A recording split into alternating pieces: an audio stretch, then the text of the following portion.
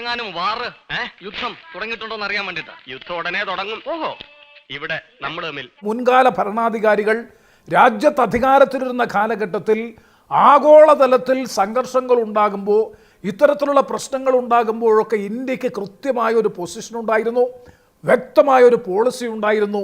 അത് ലോകം ശ്രദ്ധിക്കപ്പെട്ടിരുന്നു എന്നുണ്ടെങ്കിൽ സമീപകാലത്തുണ്ടാകുന്ന അന്തർദേശീയ രാഷ്ട്രീയ സംഭവവികാസങ്ങളിൽ ഇന്ത്യ കേവലം ഒരു കാഴ്ചക്കാരനായി മാത്രം മാറി നിൽക്കുന്ന ഒരു അവസ്ഥയാണ് ഉണ്ടായിട്ടുള്ളത് എന്നുള്ളത് വളരെ വളരെ വ്യക്തമാണ്. ഇതിന് ഇന്ത്യയിൽ എന്ത് പ്രസക്തി? എന്ത് പ്രസക്തി ഇന്ത്യയിൽ എന്ത് പ്രസക്തി എന്ന് ചോദിച്ചാൽ, ഇന്ത്യ ഈ കാര്യത്തിൽ നയതന്ത്ര രംഗത്തെ ഇന്ത്യയുടെ മേൽക്കൈ എന്താണ്, ഇന്ത്യയുടെ മുൻകൈ എന്താണ്? ആ ഒരു മുൻകൈ പ്രവർത്തനം നടത്താനോ മേൽക്കൈ ആർജിക്കാനോ ഇന്ത്യക്ക് കഴിഞ്ഞില്ല എന്ന് മാത്രമല്ല, നമ്മുടെ അയൽ രാജ്യങ്ങളുമായി സൗഹൃദാന്തരീക്ഷത്തിൽ ഉള്ള ഒരു നയതന്ത്ര നിലപാട് മുൻകാലങ്ങളിൽ ഉണ്ടായിരുന്നു എന്നുണ്ടെങ്കിൽ അത് നമുക്ക് നഷ്ടപ്പെട്ടു. പണ്ട് നന്നാവാൻ വേണ്ടി നാടുവിട്ട കുട്ടിയാ, ഇപ്പൊ നശിച്ച് നാറാണക്കല്ലായ കുട്ടിയായി. അതാണ് NN കുട്ടി. ഇവിടെയാണ് 1971 രാഷ്ട്രീയ സംഭവവികാസങ്ങളുമായി നമ്മൾ തുലനം ചെയ്യുന്നത്. അത്തരമൊരു പശ്ചാത്തലത്തിലാണ് ശ്രീമതി ഇന്ദിരാഗാന്ധി രാജ്യത്തിൻ്റെ പ്രധാനമന്ത്രിയായിരുന്ന കാലഘട്ടത്തിൽ അന്നത്തെ അമേരിക്കയുടെ പ്രസിഡന്റ്, നമുക്കെല്ലാവർക്കും അറിയാം, നിക്സണും അതുപോലെ തന്നെ കിസ്സിഞ്ചർ, അന്ന് ഇന്ത്യയെ സംബന്ധിച്ച് ഇതുപോലെ തന്നെ അപമാനകരമായിട്ടുള്ള അപവാദപരമായിട്ടുള്ള പരാമർശങ്ങൾ നമ്മുടെ രാജ്യത്തിന്റെ പ്രധാനമന്ത്രിക്കെതിരായി രൂപപ്പെട്ടു. എന്താ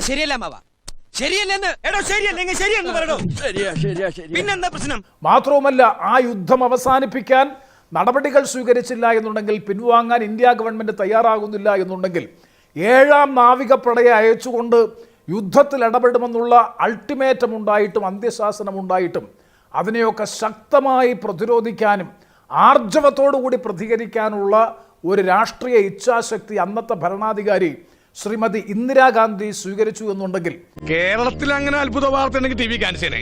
ഈ കന്നഡ ചാനൽ കാണിച്ചത് അറിയില്ല. പിന്നെ ഒരു കണ്ടീഷൻ ഞാൻ പറയും. എയർ കണ്ടീഷൻ ആണോ? പാകിസ്ഥാനെ നിങ്ങൾക്ക് പിന്തുണയ്ക്കുകയോ പിന്തുണയ്ക്കാതിരിക്കുകയോ ചെയ്യാം. പക്ഷേ ഇന്ത്യയുടെ സമുദ്രാതിർത്തിയിലേക്ക് കടന്നു വരുന്ന 7ാം നാവികപ്പടയും ആ പതാക വഹിച്ചുകൊണ്ടുള്ള നാവികപ്പടയും അതിലെ സൈനികരും ഇവിടെ നിന്ന് തിരിച്ചു പോകണമോ വേണ്ടയോ എന്ന കാര്യം ഞങ്ങൾ തീരുമാനിക്കുമെന്ന് ആർജവത്തോടുകൂടി പ്രതികരിക്കാൻ കഴിയുന്ന ഒരു പ്രധാനമന്ത്രി നമ്മുടെ രാജ്യത്തുണ്ടായിരുന്നു. അതോടെ പ്രശ്നങ്ങൾ തീർന്നില്ലേ? ഇല്ല. അപ്പൊ പിന്നെ അമ്മ ഇത് കമന്റ് ഒന്നും വേണ്ട. കഴിഞ്ഞൊക്കെ കഴിഞ്ഞു. ഇനി കോമഡി എന്തെങ്കിലും ഉണ്ടെങ്കിൽ പറ. ആ സാഹചര്യത്തിലാണ് അമേരിക്കയുടെ പ്രസിഡന്റ് അപമാനകരമായ പരാമർശങ്ങൾ പങ്കുവെച്ചുകൊണ്ട് രാജ്യത്തെ ഇൻസൾട്ട് ചെയ്യുന്ന നിലയിൽ, അപമാനിക്കുന്ന നിലയിലുള്ള പ്രതികരണങ്ങളുമായി മുന്നോട്ട് വന്നിട്ടുള്ളത്. ഇതൊക്കെ കേട്ടിട്ട് എന്റെ മസിൽസ് വെട്ടി കേറിയിട്ട് വയ്യ. നീ പറയുന്നത് ശുദ്ധ മണ്ടത്തര, ഞാൻ പറയുന്നതിനേക്കാൾ വലിയ മണ്ടത്തരം. അത് ബോധപൂർവം തന്നെയാണ്, രാജ്യത്തെ അപമാനിക്കാൻ വേണ്ടി തന്നെയാണ്. ഒരു സൗഹൃദവും പ്രസിഡന്റും പ്രൈം മിനിസ്റ്ററും തമ്മിലുള്ള ഒരു സൗഹൃദ ബന്ധവും രാജ്യത്തിന് ഗുണകരമാകുന്നില്ല, രാജ്യ താല്പര്യം സംരക്ഷിക്കാൻ പര്യാപ്തമാകുന്നില്ല എന്ന് മാത്രമല്ല, വിനാശകരമായിട്ടുള്ള അവസ്ഥയിലേക്ക് കാര്യങ്ങൾ നീങ്ങുന്ന പശ്ചാത്തലത്തിൽ നമ്മുടെ രാജ്യത്തിൻ്റെ വിദേശ നയതന്ത്ര നയം പുനർവിചിന്തനത്തിന് വിധേയമാക്കേണ്ടത് വളരെ വളരെ അനിവാര്യമാണ് എന്നാണ് സമീപകാല സംഭവവികാസങ്ങളുടെ പശ്ചാത്തലത്തിൽ പ്രതികരിക്കാനുള്ളത്. നിരന്തരമായിട്ടുള്ള അമേരിക്കയുടെ പ്രസിഡന്റിന്റെ പ്രതികരണം, ഒരു രാജ്യത്തെ ഇതിനേക്കാൾ കൂടി ബർത്ത് റൈറ്റ് സിറ്റിസൺഷിപ്പിന്റെ പേരിൽ ഉണ്ടായ ഒരു വിവാദത്തിന്റെ അടിസ്ഥാനത്തിലാണ് ഈ കാര്യങ്ങൾ രൂപപ്പെട്ടത്. ഇത്രയും കുഴപ്പമുണ്ടോ? പിന്നെ അല്ലാതെ 140 കോടിയിലധികം വരുന്ന ജനങ്ങളുടെ അഭിമാനത്തിന് ക്ഷതമേൽപ്പിക്കുന്ന നിലയിലുള്ള പ്രതികരണമാണ് ഏറ്റവും അടുത്ത സൗഹൃദ രാജ്യം എന്ന് നമ്മുടെ രാജ്യത്തിൻ്റെ പ്രധാനമന്ത്രി വിശേഷിപ്പിക്കുന്ന അമേരിക്കൻ ഗവൺമെൻറ്റിൻ്റെ ഭാഗത്തു നിന്ന്, അല്ലെങ്കിൽ അമേരിക്കയുടെ പ്രസിഡന്റിൻ്റെ ഭാഗത്തു നിന്നുണ്ടാകുന്നത്. ശക്തമായി പ്രതികരിക്കാൻ പോലും നമുക്ക് കഴിയുന്നില്ല.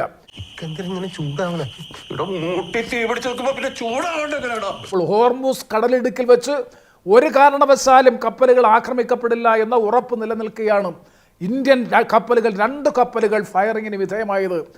എനിക്ക് പറയാനുള്ളത് കൂടി കേൾക്കണം. ശ്രീ പ്രേമചന്ദ്രൻ ഇവിടെ പറഞ്ഞ ഒരു കാര്യമുണ്ട്. 1971 ഇന്ദിരാഗാന്ധിയും ഹെൻറി കിസിഞ്ചറും തമ്മിലുള്ള ഒരു സംഭാഷണം. സത്യത്തിൽ അതൊരു ഇന്റർനെറ്റ് ഹോക്സ് ആണ് എന്ന് ശ്രീ പ്രേമചന്ദ്രൻ മനസ്സിലാക്കേണ്ടതുണ്ട്. എന്ത് ചീറ്റിന്ന്? അത് പൊതുപ്രവർത്തനത്തിന്റെ ഒരു ഭാഗമാണ്. കുട്ടിക്കാലം പോലെ ശീലിച്ചില്ലയോ, ഇനിയിപ്പോ നിർത്താൻ പറ്റും. രേഖപ്പെടുത്തപ്പെട്ടിരിക്കുന്ന ഒരു ചരിത്രത്തിലും ഒരു ഹിസ്റ്റോറിയന്റെ ഒരു പുസ്തകത്തിലും അങ്ങനത്തെ ഒരു Hollywood style one liner Indira Gandhi പറഞ്ഞതായിട്ട് രേഖപ്പെടുത്തിയിട്ടില്ല. മനഃപൂർവ്വമല്ലല്ലോ, കയ്യബദ്ധം പറ്റിയതല്ലേ? ഇത് കയ്യബദ്ധമല്ല, മനഃപൂർവ്വ. അതായത് നിങ്ങൾ 7th ഫ്ലൈറ്റ് വേണമെങ്കിൽ ഇവിടേക്ക് കൊണ്ടുവന്നോളൂ, പക്ഷേ അത് തിരിച്ചു പോകണോ വേണ്ടയോ എന്ന് ഞങ്ങൾ തീരുമാനിക്കും എന്ന മട്ടിലുള്ള ഒരു സ്റ്റേറ്റ്മെൻറ്റും ഇന്ദിരാഗാന്ധിയുടെ ഒരു സംഭാഷണത്തിൽ ഉണ്ടായിട്ടില്ല. അതിന് യാതൊരു വിധത്തിലുള്ള റെക്കോർഡ്സും ഇല്ല. അത് ഞാൻ ഉറപ്പുതരാം. എന്നെ നിങ്ങൾക്ക് വിശ്വാസമില്ലേ? അല്ല, അത് കംപ്ലീറ്റ്ലി ഒരു ഇന്റർനെറ്റ് ഹോക്സ് ആണ്. അതുമായി ബന്ധപ്പെട്ട് പഴയ പുസ്തകങ്ങളാണെങ്കിലും ഏറ്റവും അടുത്ത കാലത്ത് 1971 ബന്ധപ്പെട്ട് ഇപ്പോൾ ശ്രീനാഥ് രാഘവന്റെ പുസ്തകം വന്നിട്ടുണ്ട്. ആ പുസ്തകത്തിലടക്കം അതിൽ ഇന്ദിരാഗാന്ധിയുടെ പ്രൈവറ്റ് മീറ്റിംഗ്സ് അടക്കം DP ധാറുമായിട്ട് PN ഹക്സറുമായിട്ടൊക്കെയുള്ള പ്രൈവറ്റ് മീറ്റിംഗ്സ് അടക്കമുള്ള കാര്യങ്ങളിലുള്ള കമ്മ്യൂണിക്കേഷൻസ് ഉൾപ്പെടുത്തിയിട്ടുണ്ട്. അതിൽ ഒരിടത്തും അങ്ങനെയുള്ള ഒരു സ്റ്റേറ്റ്മെന്റ് ഉണ്ടായിട്ടില്ല. ഓഹോ, പറ്റിപ്പീരുമായിട്ട് ഇറങ്ങിയിരിക്കുകയാണല്ലയോ? അയ്യോ അല്ല. അതേപോലെ തന്നെ അമേരിക്കയുടെ സൈഡ് പറയുന്ന പുസ്തകങ്ങളുണ്ട്, ഇപ്പോൾ ഗ്യാരി ബേസിന്റെ പുസ്തകങ്ങളുണ്ട്. അങ്ങനെയുള്ള പുസ്തകങ്ങളിൽ പോലും ഉൾപ്പെടുത്തിയിട്ടില്ല. ഒരിടത്തും അതില്ല. അതുകൊണ്ട് വളരെ ഇൻഫോംഡ് ആയിട്ടുള്ള പ്രേമചന്ദ്രനെ പോലെയുള്ള ഒരാൾ അത് പറയുന്നത് കേൾക്കുമ്പോൾ അത് ശരിയല്ല എന്ന് പറയണം എന്ന് തോന്നി. അത് തന്നെ എന്റെ അഭിപ്രായം. തന്നെയുമല്ല, നമ്മളിവിടെ മനസ്സിലാക്കേണ്ടുന്ന ചരിത്രപരമായിട്ടുള്ള ഒരു വസ്തുതയുണ്ട്. ഇന്ദിരാഗാന്ധി ഇങ്ങനെയൊക്കെ പറഞ്ഞുവെങ്കിലും ടാസ്ക് ഫോഴ്സ് 74 എന്ന പേരിലുള്ള 7th ഫ്ലൈറ്റിന്റെ ഭാഗമായിട്ടുള്ള USS എന്റർപ്രൈസ് എന്നുള്ള കപ്പൽ ബേ ഓഫ് ബംഗാളിൽ ഡിസംബർ മാസം 1971 ഇതേ റിച്ചാർഡ് നിക്സണും ഇതേ ഹെൻറി കിസിഞ്ചറും കൂടി എത്തിച്ചിരുന്നു, ഡിപ്ലോയ് ചെയ്തിരുന്നു എന്നുള്ളത് ചരിത്രപരമായിട്ടുള്ള ഒരു വസ്തുതയാണ്. അതൊന്നും മനസ്സിലാക്കാനുള്ള ബോധം അവനും ഇല്ലാണ്ട് പോയി. ആ മാസം ഇന്ദിരാഗാന്ധി കിസിഞ്ചർക്ക് അയച്ചിരിക്കുന്ന, അമേരിക്കയ്ക്ക് അയച്ചിരിക്കുന്ന കമ്മ്യൂണിക്കേഷനിൽ ഈ ഭാഷയോ ഈ ഹോളിവുഡ് വൺ ലൈനറിന് പറ്റുന്ന രീതിയിലത്തേക്കുള്ള പ്രതികരണമോ ഇല്ല. അതിൽ പറഞ്ഞിരിക്കുന്ന ഒരു ലൈൻ ഇങ്ങനെയാണ്: in this hour of danger the government and the people of India seek your understanding and urge you to persuade Pakistan to desist forthwith from the policy of wanton aggression. ഈ എടുത്താ പോകാത്ത ഗ്രാമറൊക്കെ ഏത് യൂണിവേഴ്സിറ്റിന്ന് സംഘടിപ്പിച്ചു ഗോവിന്ദേട്ടാ? University education അല്ല, universal എഡ്യൂക്കേഷനാ ഗോവിന്ദന്റേത്. അനുഭവം ഗുരു എന്ന് പറഞ്ഞിട്ട് അമേരിക്കയോട് നമ്മൾ അവരുടെ സഹായം അഭ്യർത്ഥിക്കുകയാണ് ചെയ്തത്. ഈ ടൈപ്പിലുള്ള ഹോളിവുഡ് വൺ ലൈനേഴ്സ് ഉണ്ടായിട്ടില്ല. അത് ചരിത്രപരമായി തെറ്റാണ്. അതൊരു ഇന്റർനെറ്റ് ഹോക്സ് ആണ്. ഒന്ന്, ഞാനത് നിഷേധിക്കുന്നില്ല. രണ്ട്, നമ്മൾ നേരത്തെ പറഞ്ഞതുപോലെ എന്ത് തരത്തിലുള്ള പ്രതികരണമാണ് ഇന്ത്യയുടെ ഭാഗത്തു നിന്ന് ഉണ്ടായിരിക്കുന്നത് എന്ന് ചോദിച്ചു കഴിഞ്ഞാൽ ഇന്ത്യയെ സംബന്ധിച്ചിടത്തോളം ഇന്ത്യയുടെ അന്തസ്സിന് ചേരുന്ന തരത്തിലുള്ള പ്രതികരണമാണ് ഉണ്ടായിട്ടുള്ളത്. ഒന്ന്, നേരത്തെ പറഞ്ഞതുപോലെ അൺഇൻഫോംഡ്, കാര്യങ്ങൾ അറിയാതെയുള്ള ഒരു പ്രതികരണമാണ് US പ്രസിഡന്റിന്റെ ഭാഗത്തു നിന്ന് ഉണ്ടായിരിക്കുന്നത്. രണ്ട്, ഇനപ്രോപ്രിയേറ്റ്, അനുചിതമായിട്ടുള്ള ഒരു കാര്യമാണ് ഉണ്ടായിരിക്കുന്നത്. ഞാനർത്ഥം മനസ്സിലായില്ലല്ലേ? പറഞ്ഞുതരാം. ട്രംപിന്റെ ഈ മൈക്കൽ സാവേജിന്റെ പ്രസ്താവനയെ, എൻഡോഴ്സ്മെന്റിനെ, അതിനെ തള്ളി പറയുന്നതിനോടൊപ്പം ഇന്ത്യയും അമേരിക്കയും തമ്മിലുള്ള ബന്ധം എന്താണ് എന്നും ഏത് നിലയ്ക്കുള്ളതാണ് എന്നും അമേരിക്കൻ പ്രസിഡന്റിനെ ഓർമ്മിപ്പിക്കുന്ന തരത്തിലുള്ള ഡിപ്ലോമാറ്റിക് ലാംഗ്വേജിൽ പറഞ്ഞാൽ വളരെ കാലിബ്രേറ്റഡ് ആയിട്ടുള്ള എന്നാൽ വളരെ സിവിൽ ആയിട്ടുള്ള ഒരു പ്രതികരണമാണ് നമ്മുടെ ഇത് വന്നിരിക്കുന്നത്. ചിലപ്പോ തോന്നും നീ ഒരു കോമാളിയാന്ന്, ചിലപ്പോ തോന്നും നീ വലിയൊരാളാന്ന്. ഓഹോ, സത്യത്തില് നീ ആരാ? അതല്ലാതെ ഡാഷ്മോനെ രേവന്ത എന്നതുപോലെ പ്രതികരിക്കാനായിട്ട് നമ്മുടെ രാജ്യത്തിന് കഴിയില്ല. ആ രീതിയിലത്തേക്കുള്ള പ്രതികരണമാണ് നമ്മൾ ആരെങ്കിലും അപ്രോപ്രിയേറ്റ് റെസ്പോൺസ് എന്ന രീതിയിലത്തേക്ക് പ്രതീക്ഷിക്കുന്നത് എങ്കിൽ അത് തെറ്റാണ്. ആ രീതിയിലത്തേക്ക് ഡിപ്ലോമസിയിൽ നമുക്ക് പ്രതികരിക്കാനായിട്ട് കഴിയില്ല. സംശയങ്ങളൊക്കെ ക്ലിയർ ആയല്ലോ. ചൈനയുടെ പ്രതികരണം എവിടെയാണ് എന്ന് നമ്മൾ ചിന്തിക്കണം. ഇന്ത്യയും ചൈനയും പോലെയുള്ള നരകക്കുഴികൾ അല്ലെങ്കിൽ അതേപോലെയുള്ള മറ്റ് നരകക്കുഴികൾ എന്നുള്ള ഒരു പ്രസ്താവന വരുന്ന സമയത്ത് ചൈനയുടെ റെസ്പോൺസ് എവിടെ വന്നിരിക്കുന്നത്? ഇവിടെ ആരാ റിപ്പോർട്ട് ചെയ്തിരിക്കുന്നത്? എന്തെങ്കിലും രീതിയിലത്തേക്കുള്ള റെസ്പോൺസ് വന്നിട്ടുണ്ടോ? ഇല്ല. അമ്മച്ചെന്തൊന്നും മിണ്ടാത്തത്? ടോക്ക് ടൈം തീർന്നോയോ? എന്ന് വെച്ചാൽ ചൈന പോലും വളരെ ടാക്ടിക്കലായിട്ട് ഇരിക്കുന്ന ഒരു സമയത്ത് ഇന്ത്യ അതിശക്തമായ രീതിയിലേക്ക് റെസ്പോണ്ട് ചെയ്തിട്ടുണ്ട്.